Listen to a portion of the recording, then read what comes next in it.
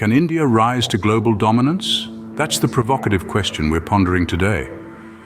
In a world where economic power shifts faster than sand in a desert storm, it's a question worth asking.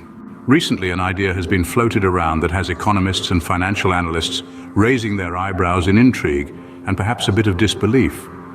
Lord Jim O'Neill, the economist who coined the term BRICS, referring to the emerging economies of Brazil, Russia, India, China, and South Africa, has called the concept of a common BRICS currency ridiculous and embarrassing. Why?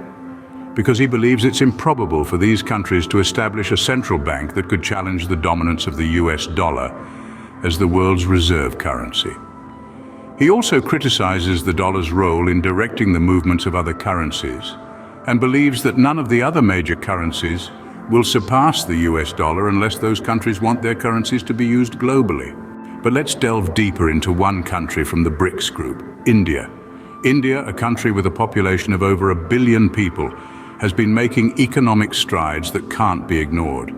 With a booming tech industry and a growing middle class, India's economic growth has been nothing short of impressive. However, the question remains, can India take over all countries and rise to global dominance? Well, the answer is not as straightforward as one might think. While India's economic growth is indeed impressive, it has a long road ahead before it can challenge the dominance of countries like the US or China. India will need to overcome numerous challenges such as reducing poverty, improving infrastructure, and dealing with environmental issues. Despite these hurdles, some economists argue that India's potential for growth could propel it to the top of the global economic ladder. In conclusion, while the idea of a BRICS common currency may be embarrassing, according to Lord Jim O'Neill, it doesn't rule out the possibility of individual countries like India rising to global dominance. It's a complex and multifaceted issue that requires further exploration and dialogue. We've covered a lot of ground today, from the criticism of a common BRICS currency to the potential rise of India as a global powerhouse.